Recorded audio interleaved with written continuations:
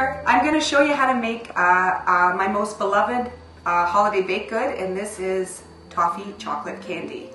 It's very easy. The only must-haves you have to have is you need to have a candy thermometer to do this, and you need a big pot. These are the ingredients. We got butter. You can use salted or unsalted. I'm using unsalted today, so I'm going to add a little bit extra salt. White sugar. You could also use organic sugar. That works fine. Corn syrup. Vanilla extract. Kosher salt. Bitter chocolate.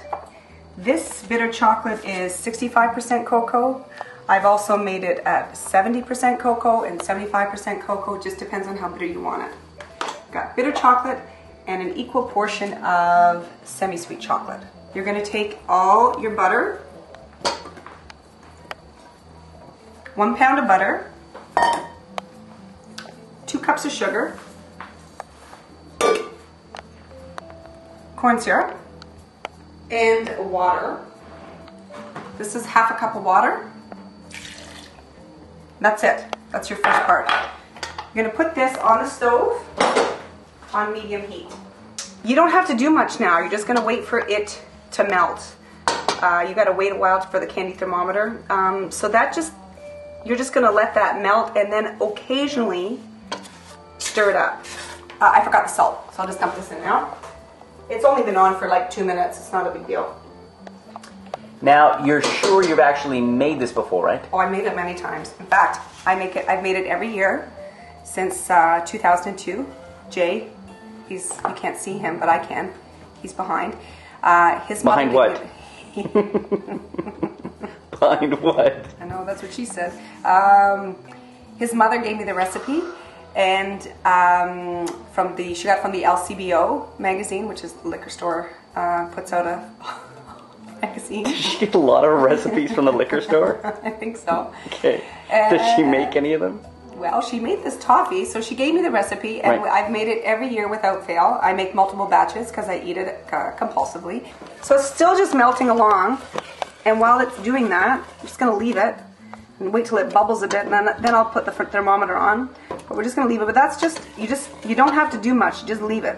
So, but now I'm going to show you how to roast your nuts. So you're just going to put it on again, right? Stick to the medium heat. I was low on regular almonds, and so I added a few toasted, salted, mixed nuts into it just because I think the salt and the chocolate taste delicious. Some people are, back off the salt, so there's a few salty ones thrown in. So you just keep rolling them around, leaving them for a moment. If you want, you can look over here. So this has now gone to a full boil, which is exactly what it's supposed to do, and it needs to do this for about 20 minutes. But now would be a good time, just for a point of reference, to put your candy thermometer in, just to get a sense of how long you got to go. It's almost at 200 degrees, so we've got probably another 10 minutes to go. And again, you don't have to do a whole lot at this point. Give it a little stir occasionally. I am going to chop these now. Just a nice rough chop. Okay, so it's at 300 degrees, and this is the color it is. It's sort of a dark coffee color. Now is when I pour in my vanilla extract. And now I'm going to quickly pour it into the pan. So this is a double recipe, and a single calls for a 9 by 11 pan. This is a 9.5 by 13 pan. I've doubled it because I like a thicker toffee. I think it tastes better. It's a nice thick, like kind of the way you get peanut brittle. So I'm gonna pour it all in. Put it on parchment paper because it just protects the pan. So that's not wax paper, it's parchment paper. No, it's parchment paper. I don't like wax paper because you're just going to, this stuff is hot, you're just going to eat the wax, which is just petroleum. So you pour it in, and then just smush it around, and then it means when you want to break it up into brittle later, you just lift it right out of your pan. You won't scratch your pan or break it up. So this is now when you're going to add the chocolate. So you're going to put the chocolate down. This is the bitter chocolate. And then I'm going to add the semi-sweet chocolate.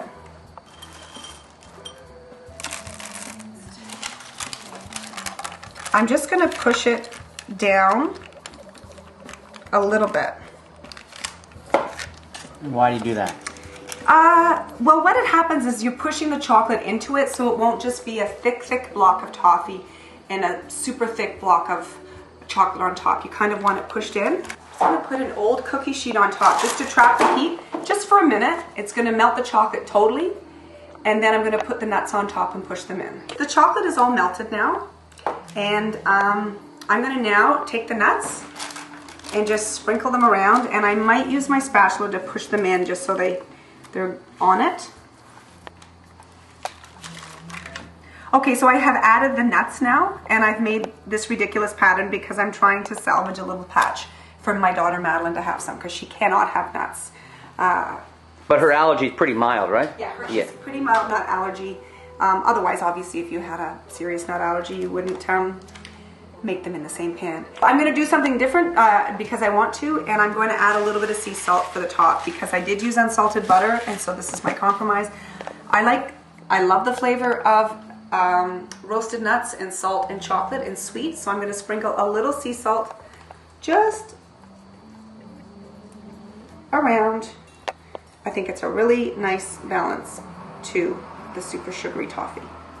This is the finished toffee before I break it up. It took about an hour, maybe an hour and a half to fully harden. So what I'm going to do is I'm just going to lift it out of the pan. Put that aside there. And I'll peel back some of the paper and you can see it's quite thick. So if you want a thinner toffee, just spread it out thinner. There really aren't any rules about this. So you can see the chocolate's pushed down. We've got a nice layer of toffee, and it's pretty crumbly. And I'll tell you what it tastes like.